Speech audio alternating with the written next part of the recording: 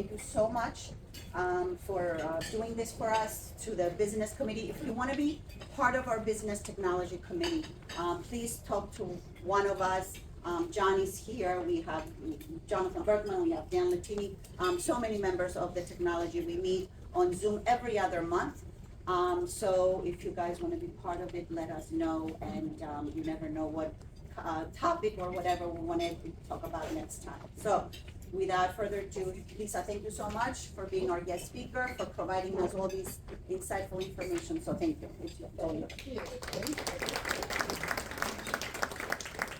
Hello, everyone. Thank you so much for coming. I'm so glad everyone is here. Thank you to the Chamber of Commerce for allowing me to do this presentation, and to the Business Technology Committee. We have technical careers, and yet I was all set with this presentation this morning and realized I never arranged for the projector, and I panicked. And Jim Spalas came to the rescue from Convexer, and he said, "I will be there, I'll bring it, no problem." He set me up. So thank you, Jim. I appreciate your help. And I'm so glad that you're here.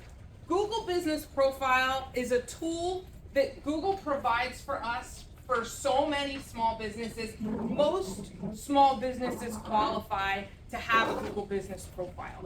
So how many people in the room have and manage a Google Business Profile for their business? How many people need a Google Business Profile for their business? Okay, all right. And for those who have it, how many people go in periodically and post an update or reply to a review now and then? Very nice. This is what we're going to talk about and why that is so important. As I said, most businesses qualify for a Google Business Profile, but not all. If your business is strictly an online business, and you never have the occasion that you need to actually be face-to-face and interact with your customers, you don't qualify for a Google Business Profile. And the reason for that is the Google Business Profile is really married to Google Maps. Its purpose is to be able to serve up results for people who are searching for a business nearby that they can go to, or that can come to them to help them. So if you never need to see your customers in person to do business with them, then you probably don't qualify for a Google Business Profile. The Google Business Profile does give you the ability to have greater visibility in local maps searches and local searches in the regular Google search results. So if somebody looks for hair salon in Toms River, at the top of the Google search results page, a map will appear. Even if you're not on maps.google.com or the Maps tab in Google search, a map will appear if you have geography within your search query. And then next to that map is what they call the Google Local Pack. And that's where a short list of businesses will appear. It depends how many will be there. It depends on a couple of different factors. Typically, there are 3 that are visible, and then you can click more businesses to see more of them. Let's see. Oh, and a great part about the Google Business Profile is that it's free for businesses to participate in this tool. You don't need to dedicate additional ad spend budget to have that visibility. You just need to be able to see your customers face to face. So how do you get ranking in the local pack? How do you get that visibility? How are you one of those top 3 businesses that they show next to the map in search results? Well, pinning your address is a very big deal and a big part of getting that visibility. There are a lot of home-based, local, small businesses that hesitate to pin their home address to the Google map. But I have to say that you want to weigh the pros and cons of that, and if at all possible, pin your home address on the map. I have been working out of my house for the entire time that I've owned my business, and I've been pinned on the map for probably 20 years. If anybody wants to find out where I live, it's very easy to do that. You can search at any time. And that is valuable, because when you hide the address and just designate a service area for your local small business, visibility is greatly reduced. Again, this is married to Google Maps. So even if you define all of New Jersey, people think the broader the net, the bigger the audience. But if you define all of New Jersey, think of all the competitors that you're up against now within that huge service area. And those competitors may have a pin on the map. One of the biggest ranking factors for Google Business Profile is proximity to the business location.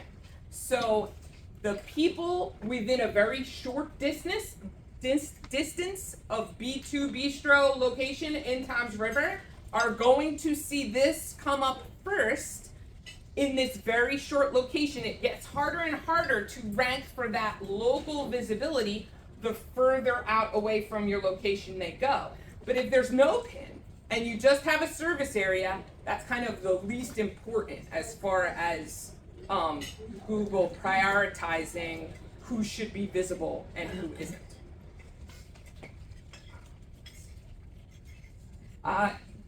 Google Business Profile is very volatile right now.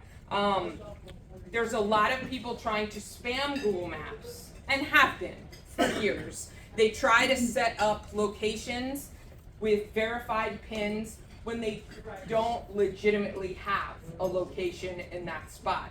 So Google Maps has trained their Gemini bot AI model to spot some shady stuff that can be happening in Google Business Profile. It's not always business owners just being nefarious and trying to get pins where they don't belong, but some people try to pay for positive reviews to get posted on their Google Business Profile. They will also, if someone makes a change that doesn't make sense for the business, that can also get flagged by the AI bot. So if a plumber changes their business listing category to cafe for some reason, now that looks very weird and that is inappropriate. So you may get unverified or suspended if major strange changes happen, or if there are non-organic seeming reviews that get posted to the profile. A bunch of positive reviews happen at one time. Those positive reviews don't have a history of leaving reviews on other profiles, don't have an established profile themselves. That can look spammy and can get you suspended or unverified, and it's a pain in the butt to get re-verified. So don't put your business at risk, because when your profile gets hidden or suspended on Google Maps, you're losing that visibility that is so important to your business, and it's not worth the risk. So in some cases, you can get so flagged that reviews will be turned off for your profile.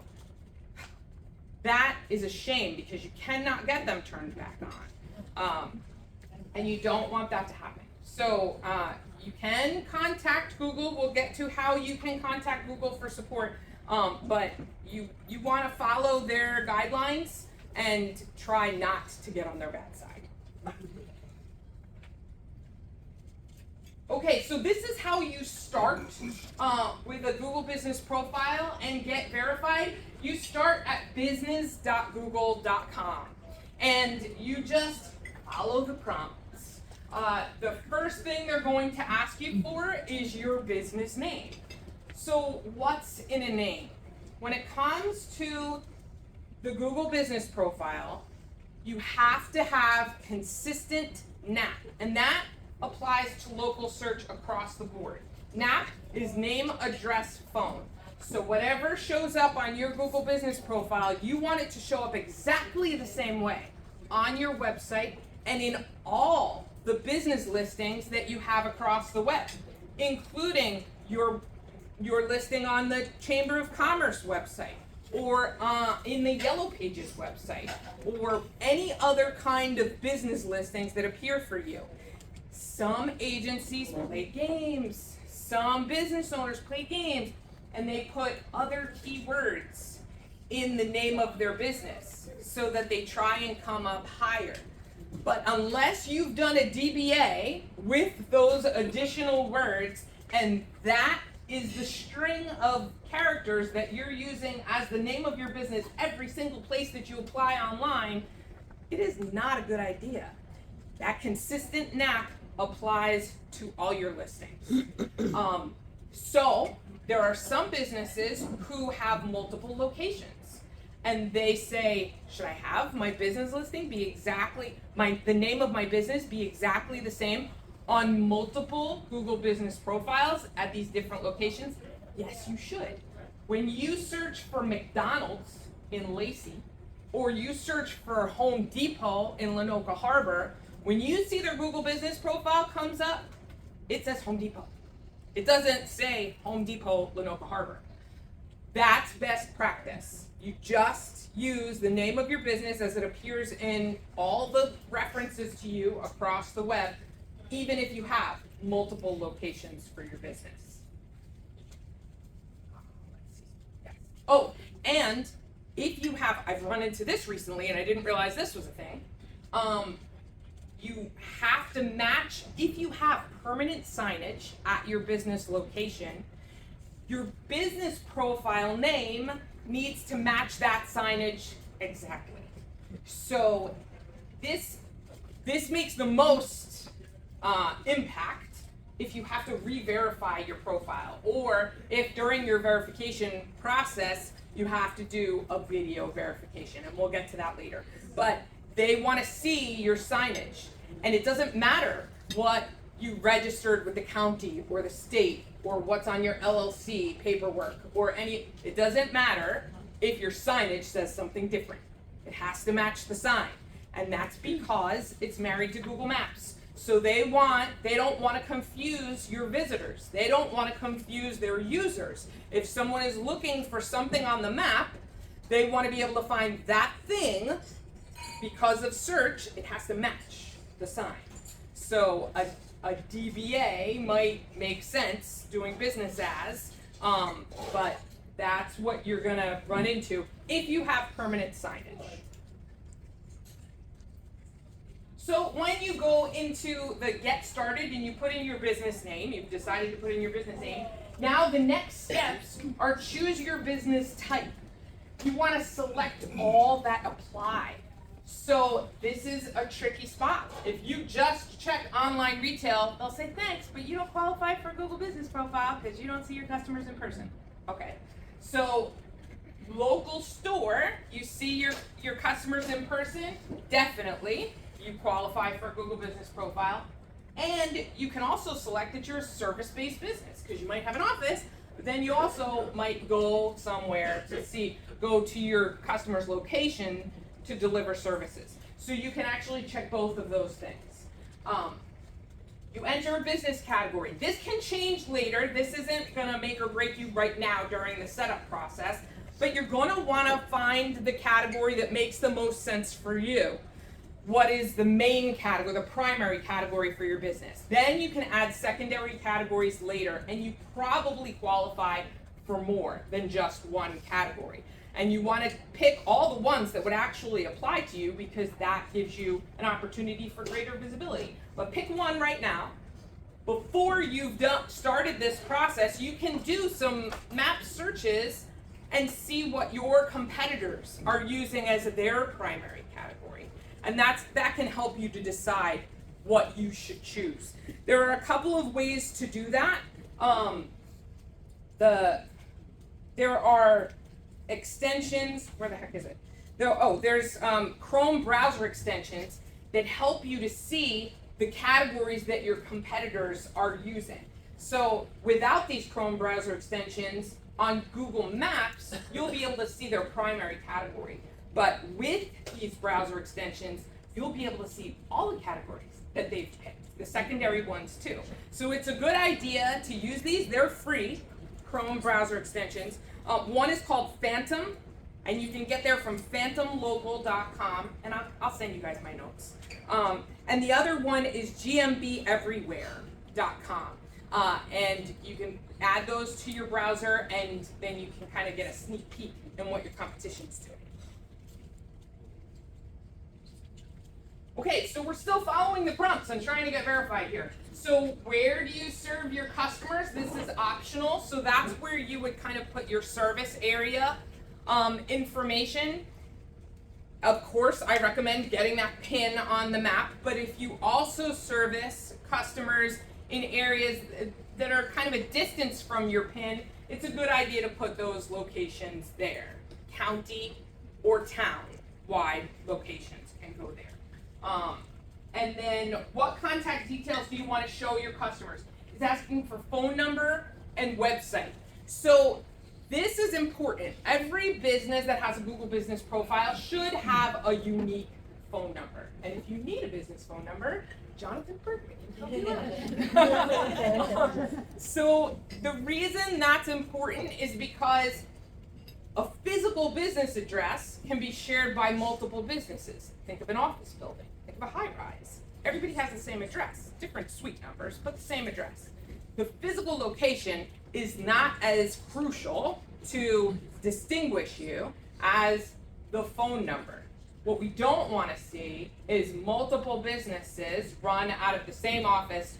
They're all using the same main phone number. That looks shady and spammy in Google Business. So we want to avoid that and get a unique number for each business profile.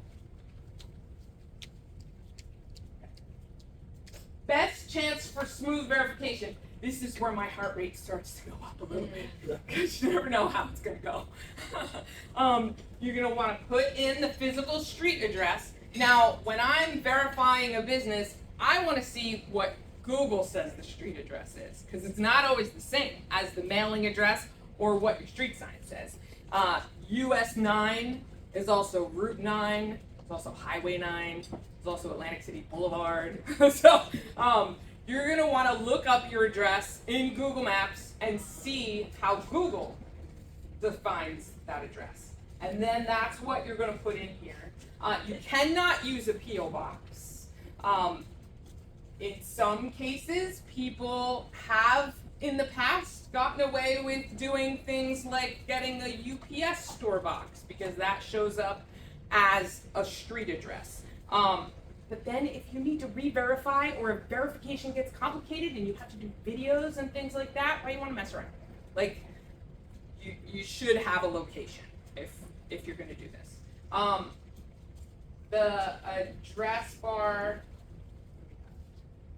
so you're going to have the opportunity to verify in a couple of different ways, typically. They might ask you if you, and this happens more for established businesses who this is not the only thing that talks about their business online. If you've had a website online for a long time, if you've had listings in other places for a while, the verification process might be smoother for you.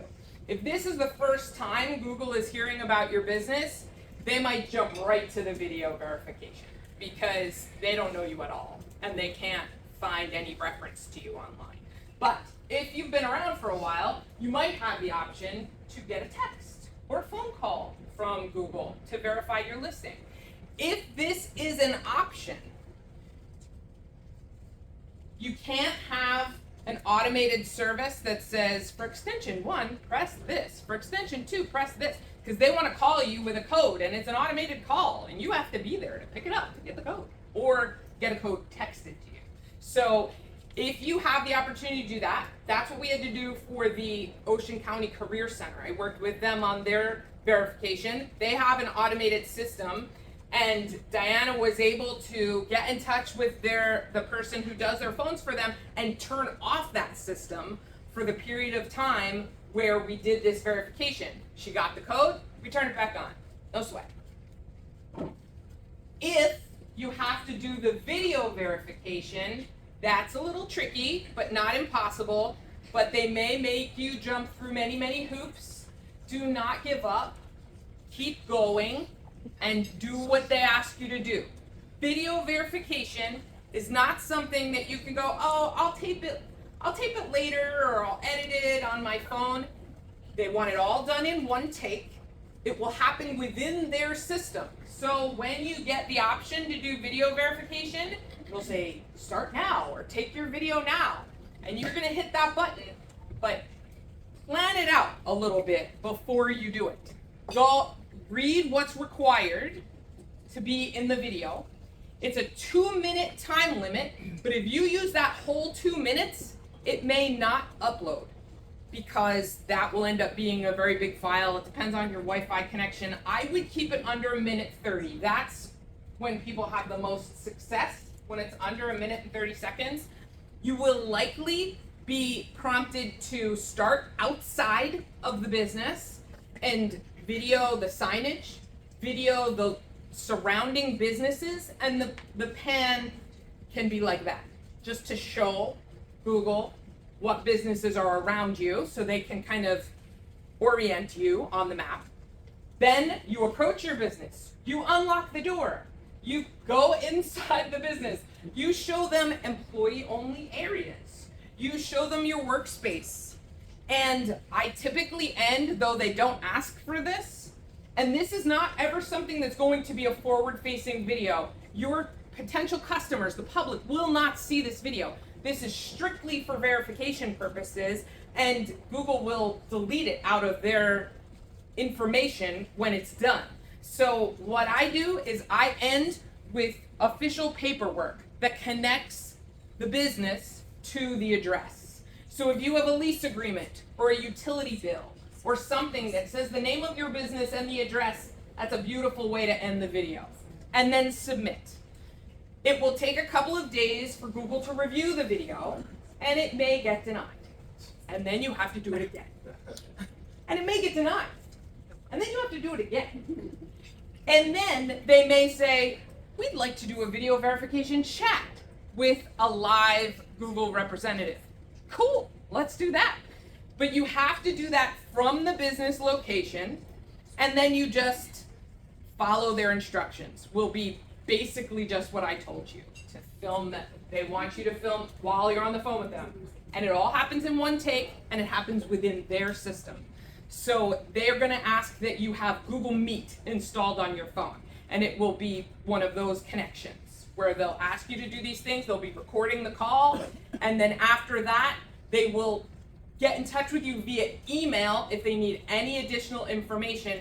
Do not ignore emails from Google. They're always important. So if Google is asking you for something via email, save that email forever and reply to that email. There will typically be a case number in that email that will help you to keep track of your issues. So it's a good idea to reply to whatever Google sends you. You're now verified. I love that screen. So after you get the verified screen, you have the ability to add business hours. You'll want to define business hours. Don't fall for it and put that you're open 24 hours a day. You're not. You are not willing to talk to people on the phone about your business at 3 o'clock in the morning, probably, unless you deliver emergency services and you are repairing plumbing in the middle of the night or a dryer or something like that. Then maybe you're open 24/7. You can play games about setting up an AI chatbot to respond and engage with customers while you're sleeping. If you want to try it, you can. But I think Google is more likely to be suspicious of a profile that says they're open 24 hours a day than those who put legitimate business hours. Add a business description. This is important. Don't skip this part. Don't leave it blank. Don't just put one sentence. You have 750 golden characters to use here. Put your most important keywords and services near the front of the description. Whatever's at the top of the document is always the most important. So that's how you want to set up your business description. Use as much of the 750 golden characters as you can. Looking at my notes, but I know I have other things to tell you about this stuff. Which images work best? So this is when you get to add some photos. You can absolutely do this part later. If you want to skip, you can skip. But if you have a few legitimate photos to add, you can add them now. Don't add your logo now. There's a spot later where you can specify your logo in the business profile. But put in pictures of you interacting with your customers or performing the work, or pictures of the inside and outside of your location. It's a good idea to load up a few now if you've got them. Then let it be. Walk away. Let it sit for 7 days because there's been an ownership change. I know we just set it up, but you've put together this profile and now you are the primary owner of the profile. Whatever Google account you used to set it up, I say that, you need a Google account. Set up a Gmail when you get started. So now there's a new primary owner on the account. You have to wait after big changes, like primary owner changes, or else immediately the profile can get unverified or suspended. So just let it sit, chill, come back in a week. Okay, so these are, now you're verified, it's all set up, it's been a week. Come back and fill out the rest of the profile. So when you hit edit profile, there are a whole lot of fields to fill out. Some of them have already been filled out during the setup process, the hours, the description, the business category. Now you get to select those secondary categories and add them too.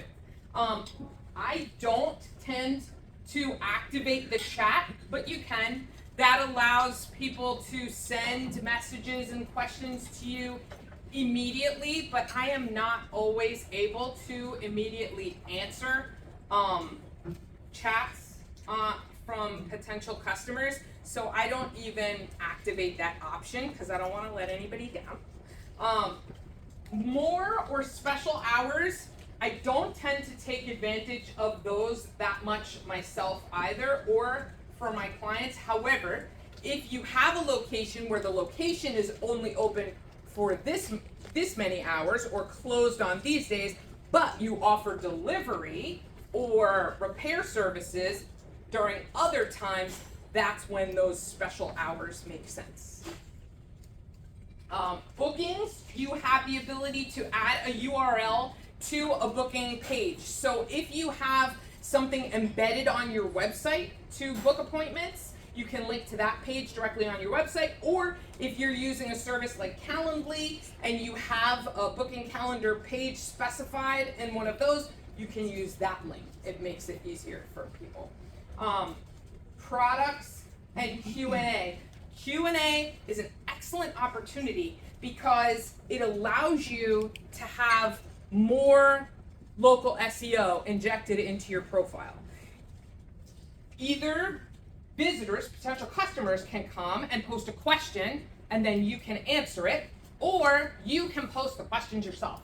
So you know what people tend to ask about your services when they need you. Put in some simple questions that will help to qualify people who might want to get in touch, and then answer them. And think about the terms you're using within those answers. You want to use keywords that people will use when they're looking for you.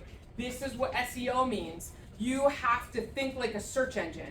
So when you talk about virtual assistant services, you talk about virtual assistant, you talk about administrative tasks, you talk about outsourcing office work. These are the kinds of phrases that you would want to incorporate into the questions and the answers. That will help you to come up more. Oh, I'm on the right page. Okay. Okay, so Google Business Profile services. That was, can you see? So over here, you can edit services and insert services. So these will be different depending on those primary and secondary categories that you selected. When you come back to the Google Business Profile after the week, and Google knows what category you're in, Google might guess what services you provide based on the link that you gave it to your website, because it will scan through your website and decide what services you provide based on that. Or other instances that you appear on the internet, it will glean context and insert services for you.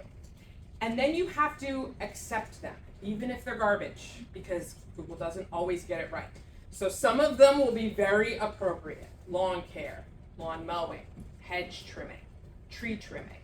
All of these things might be listed. Mold removal. They'll put on there and you'll be like, what? I don't do mold removal, I don't want that one. You have to accept them all, and then you can click into the services that don't make sense and delete them individually. That's what you're going to want to do. And you have the opportunity to post a description of each one of these services. More SEO opportunity. Each description has the ability to be 300 characters max. That's not a lot. That's like a little longer than a tweet. Well, what was a tweet? But so you don't want to take up too much space by restating your business name in the service description. You don't need that. Use the keywords that are relevant to that service in that short 300 character description for each service. It's going to help. Most people don't do this. Do this. Next, this is the big one. This is what everybody wants a Google Business Profile for. It's reviews.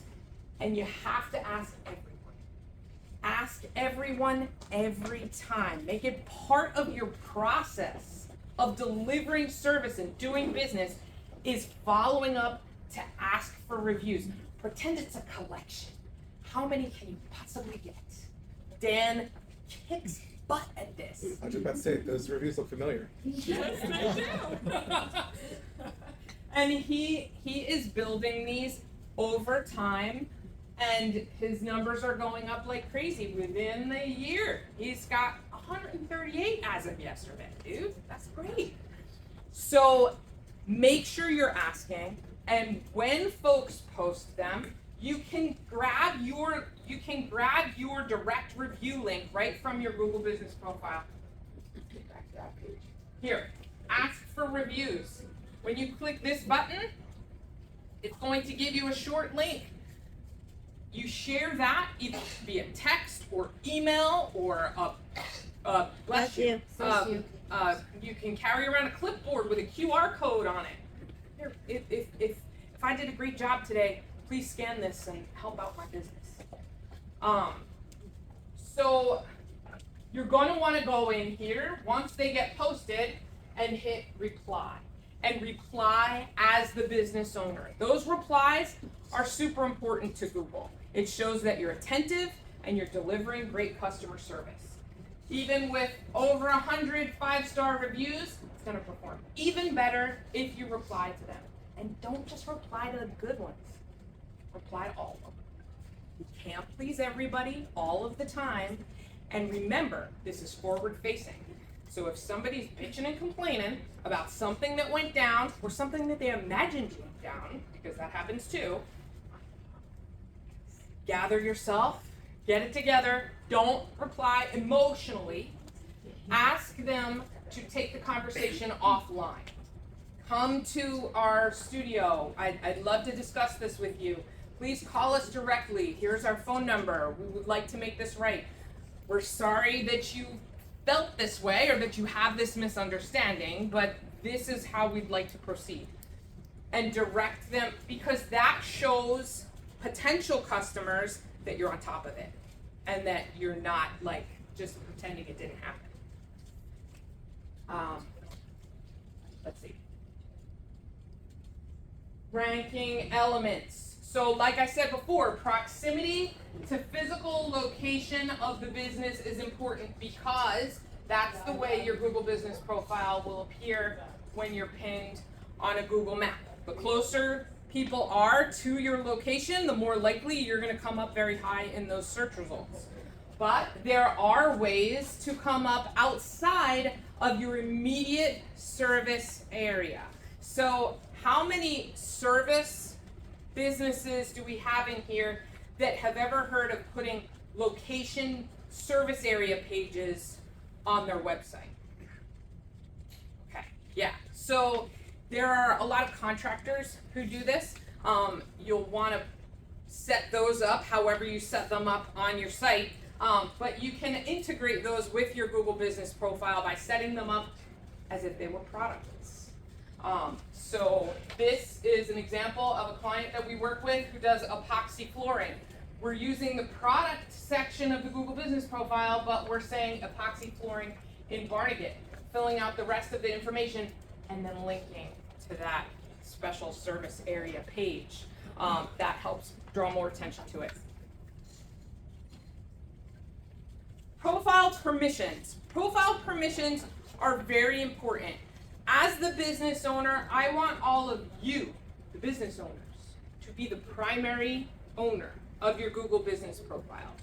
Depending on the agency you work with, or whoever might have set it up for you, instead of you setting it up yourself, they may be listed as the primary owner on the Google Business Profile. I understand how that would kind of make things easier, or it's just a step they didn't bother to push over to you. But you don't always work with the same vendor for always and forever. And someone in your office may leave, get a job somewhere else. If your brother's roommate's friend set it up for you and they're the primary owner and now they don't talk to that kid anymore, you're screwed. So you want to be the person as the owner of the business with the Google account where you're the one set up as the primary owner. Then you can set up other owners and managers to help you maintain the profile. That person who is the primary owner should also be the creator of the YouTube channel for the business. That will become a brand account and attached to the Google Business Profile. And Google will give that business credit for both of those properties. So, primary owner, also the creator of the YouTube channel. Keep access privileges up to date. If somebody has access, they are a manager or an owner on the profile and they leave your circle of trust, kick them off. The primary owner can remove anybody else, but nobody can remove the primary owner. Oh, management requests. This is tricky. Management requests are when somebody is trying to sneak your profile out from under you. Another reason why you should never ignore emails from Google, because you will get notified. This, on any Google Business Profile, you might see this link, own this business, ? Somebody clicks that, they can put in a request to be the manager of your profile, even if you're actively managing it. And if you get this you've received a management request, you get this email and you don't respond within 3 days, they can get added to the profile. And then they can have the opportunity, if you're ignoring and you don't log in and you don't look, they can have the opportunity to re-verify the business. Now, without all of that documentation and all of that access, they probably will struggle to re-verify the business, but who wants that door cracked open? I have a quick question. Yeah, go ahead. So, I've been having an issue with my Google profile where someone keeps marking my business as permanently closed. Okay. So, is that what's going on there? That is another thing that you can do. Suggest an edit. Marking a business as permanently closed can be on there. Sometimes competitors will do that. I've heard that. So what you're going to want to do is, are you getting these kinds of notification emails? Not that I've seen, no. So what's happening? How do you know that that's Well, happening? because I just Googled my business and it says permanently closed. Okay. Yeah. So we'll go over at the end how to contact Google support. And then you can go through the steps to contact Google support. You'll get a case number and it'll start a dialogue back and forth where you may need to re-verify or you may not, depending on how active your profile was and what they have on file for your profile. Okay. Thank you. Yeah. So just make sure you respond to this stuff. You can do it within 3 days and it just shuts it down. And just deny the request. Hey, Lise, Yes. I mean, everybody gets so much spam in their emails and so much crap that looks like it's from official places like Google. It's not real. So when you say not to ignore it, right? Like, what, is there something about it that lets you realize? I think you mentioned a case number before. Are there some things like that? So this original management request email will not have a case number attached to it. I have never had one of these go to spam before. It does show up in my inbox. No, I just. I know, to distinguish whether Yeah. it's real or not. Yes. That may have to do with where it's coming from and the email headers. John LeMay might be able to speak more to that. The blue link at the bottom of that's going to take you someplace. If you float over that, look in the bottom of your bar. Make sure it's going to someplace that's google.com. Make sure it's not going to something you don't recognize. All those tips that are in there, right, misspellings, things that just don't quite make sense, links that are taking you to someplace you don't know. Those are the things you really have to look for in email. Lisa, if you go back into like the business profile, the little market icon, will you be able to see if somebody's, like, will there be a notification in there? There will not, as far as I know. This, I've only ever seen Google reach out to let you know that someone is trying to do a management request via email. So that's what the email will look like. I will say there are some scammy things going on with Google. They'll call you and say you need to verify. Like, my business is already verified, and they'll call you and say that you need to verify your business. That is a scam. Google never Yeah. calls you about verification unless you've made arrangements for something like that with a Google representative. I've never had Google call me. I am the one who is initiating the connection because I'm prompted to do so within my Google business profile. Okay, I'm in the meeting. best practices. Forget where that is. Profile permissions, best practices. Google updates and offers. So this is where I know that Mary from Thrive has talked in the past to the group about making sure that you're going and posting updates to your Google business profile.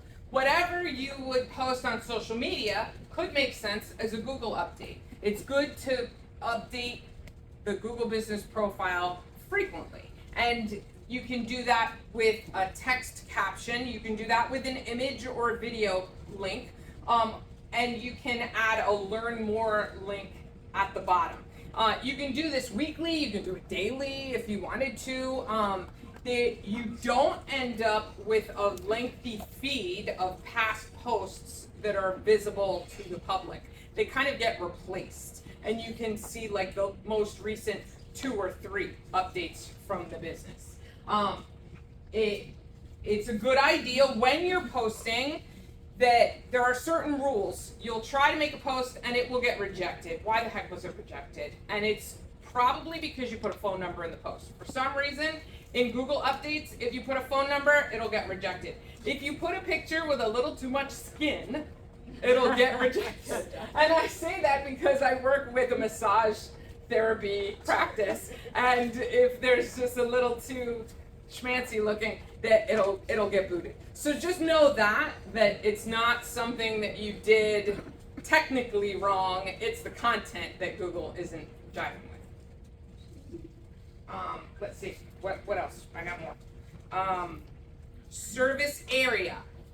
So the service area section within the Google business profile, and you end up wanting to put like all of New Jersey or 4 counties that are way far away from your location, you can put them in there, but again, that is almost like not having a location pinned on the map. I don't find that those have a huge influence on visibility. Service area, I put them in because the field is there, but I don't know that it's really effective for getting you to show up more. There are some tracking tools that you can use. There are to see how your Google business profile is performing. There are analytics within the profile itself. That's a performance button, along with all those other icons. And it will show you the interactions that people have with your Google Business Profile over the last 6 months. You can change the date ranges so you could see month by month. And you can hover over spots on the little chart to see month by month how things are going. But that big number will be the 6-month total that they show you. And interactions with your profile mean, have they clicked on your website? Have they called you from the business profile? So click to call. Have they asked for directions on the Google map? Those are the interactions that are being tracked on there. You can also use external tools. We use a tool called Local Falcon that will put you on a grid and show you what your business position is in all the areas on the Google map that you're looking for from your location out in a radius. So you can choose to track a 3-mile radius, a 5-mile, 10-mile, 20-mile radius. Very close to your location is probably going to be bright green. You're coming up very high. 1, 2, 3. Further out, you'll likely come up lower when compared to your competitors. So then you know what you need to work on. What are the secondary categories that those competitors have listed that I might not have listed? Things like that.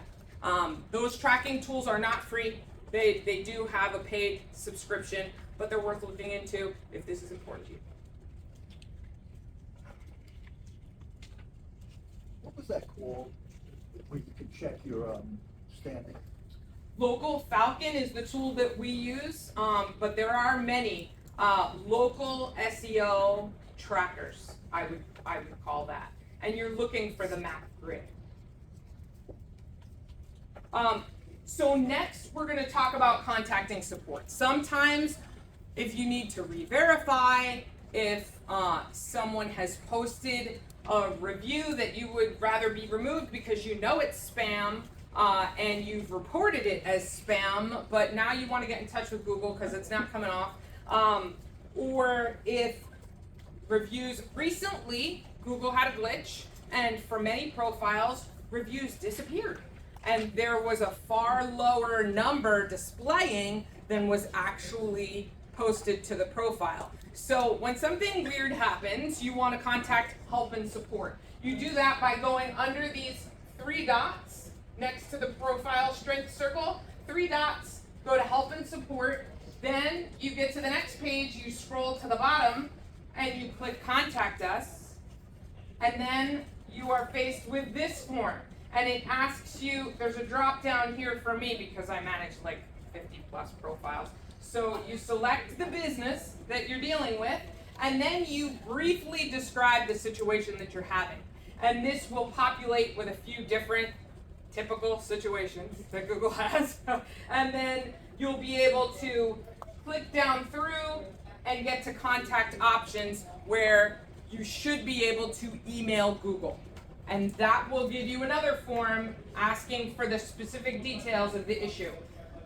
You'll want to have some proof on hand when you contact Google. So proof and evidence tends to be you having the right to make these changes to this profile, and that this profile deserves to be live on Google Maps and have a Google Business Profile. So when you're ready to contact support, make sure that you have a picture of your outdoor signage and a picture of your business registration paperwork or a recent tax document with your business name and address, or a utility bill, or the more official, or licensing for your, if you need special licenses to do what you do for your business, have a picture of that will show the address and the name of your business. That's the best kind of proof to have on hand. And when you're contacting Google and you have all that documentation ready to begin with, it's just less back and forth, and they'll likely acquiesce to your requests if you come with receipts.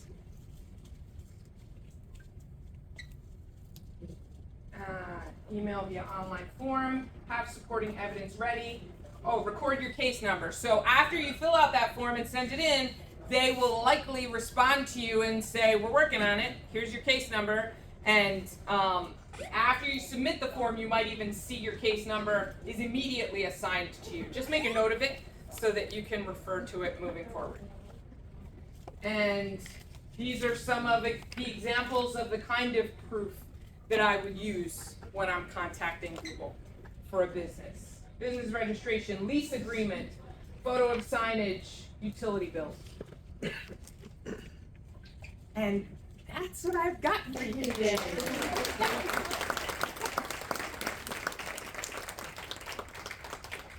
Do you have any advice if you're gonna be moving? Yeah, so if you're gonna be moving, I would leave things as they are until you're in the new space and are ready to do a verification video. So wait till your signage is up. Wait till you have some paperwork where you've transferred some utilities over, or if you have a license or some kind of approval to be performing your business in that location. Wait till you have the evidence to make any changes. So then when you do go on there and change the address on your profile, if you get unverified or suspended, you are only hidden for the shortest amount of time possible because you have everything that you need to prove to Google that you're supposed to be there. Yes? Is there a way we can have access to everything you just did, or do we have to hire you? Oh, well, yes, I'm happy to share my presentation and the notes that I have. We'll send them. I'll share them with the chamber today, and they'll send it out in a newsletter. I'm also recording the presentation, so we'll post that video so you can rewind if you need to. Yes. On the reviews, when we're replying back, my Google profile is set up under like a personal account, but then I have my business account, so they're kind of commingled. So is there a way to change, like when you're replying, the name who's replying? Like I saw one, there was no name, then another one, it was the name of the business owner. Like, is that editable? So it will show up. The replies should show up from the owner. That's Right. what it will look like when Will it be replies the get business posted. name or the owner of the business profile page, if that makes sense? Like mine set up as emilystazik@gmail.com. It won't show up as that. It will Okay. show up It's owner, Ecomaids. Ecomaids. Oh, blah, blah, blah. Okay. Correct. Yeah. So, should there be a limit, like during a week, as to how many Google reviews you get? Because I heard somebody saying that if a ton of reviews come in within a certain specific time frame, people might look at that as, like, call my friends and family, so to say. So that's not actually the only thing that Google's looking at when they determine if something is a spammy review or not. Often, what will trigger the spammy action of putting things on hold is the validity of those profiles leaving the reviews. If they come in one after another, multiple in a day, we have never had a problem with that being an issue. Google actually encourages businesses to reach out to their customers by giving us this direct review link and asking for reviews. So it is nice to have them come in over time and not all at one time and then not for months. That's what I would try to avoid, is don't have like 20 reviews posted in a week and then don't ask anybody else. You're like, I got plenty now. And then you just stop asking, because it's that consistent activity and excellent service that you must be providing that you're getting that drip of reviews coming onto the profile. That sends better signals. As a photographer, please add photos to your Google Business profile and an outside picture so people are familiar with it, because the photos that you add show up in Google Maps, and that way you control what other people see about your business. If you don't know, Apple takes everything from Yelp and BookingTable and things like that, so your customers are actually in control of what your business is showing. But with the Google Business Profile, it all comes from your profile. Customers can actually post pictures to Google Business Profile too, but the business has the ability to remove pictures. I don't know if you can remove customer pictures, but you can kind of bury them by posting your own.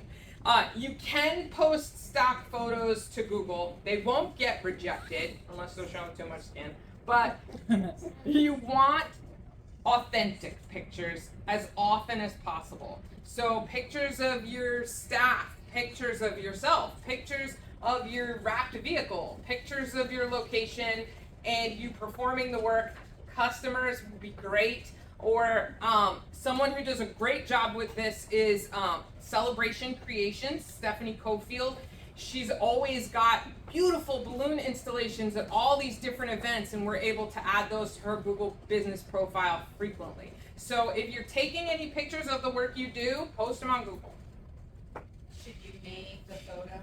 Like I heard you should name like Shutters Long Beach House, Shutter, like the list of stuff like. So as an SEO professional, I do that. I never upload, when I'm using an image in any capacity for a client, I'm never putting something that's img3462.jpg online. That gives Google no context. Like what do you put? I tend to put what it is and where it is. So what you said before, Shutters, Long Beach Island, beautiful. I love it. You don't have to put the company name. No, I would not put the company name. I would put what it is and where it is. Some people will go through the putting images through converters and software to geotag the images in some way. I don't think that that's necessary. It's certainly not something that everybody is doing. So maybe if you think that's going to give you a leg up, but that's not part of this. Yes. How often do you suggest a business post an update? Like that update tab? Yep. So for my clients, when I'm working with people on updating their website and updating their social media, we do it at least once a month. Okay. But you can absolutely do it once a week, and I think that'd be a great idea. As far as daily updates, I think that's kind of overkill and unnecessary. Unless you're maybe counting down to an event, that'd be cool. Like, yes. I do. Yes.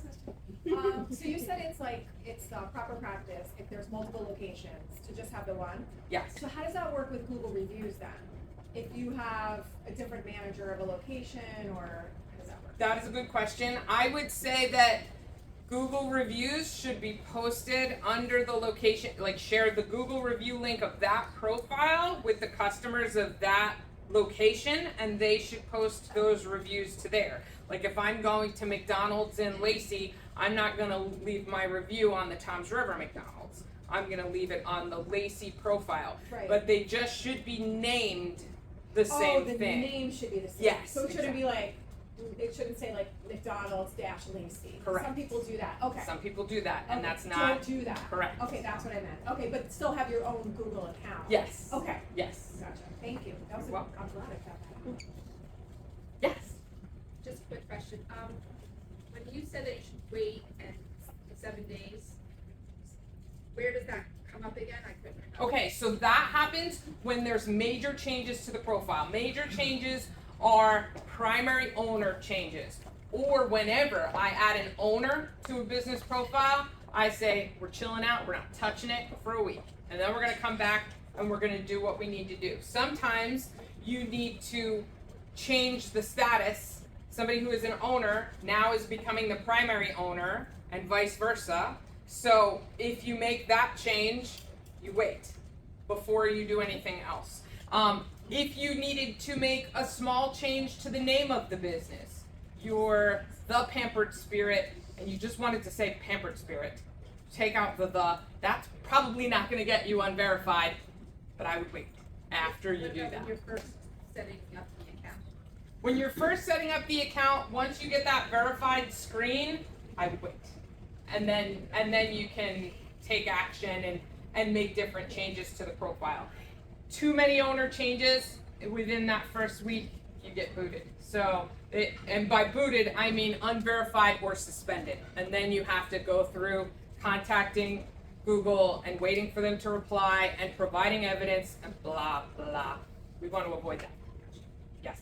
So Lisa, would it be better then if you have some minor changes to make and you wanna add like a primary account or a person to the profile, to make those changes first and then? Yes, the last thing you do is the owner change, Okay. so then you can wait after that's done. That's a great question. Okay, I think we're done. We're done.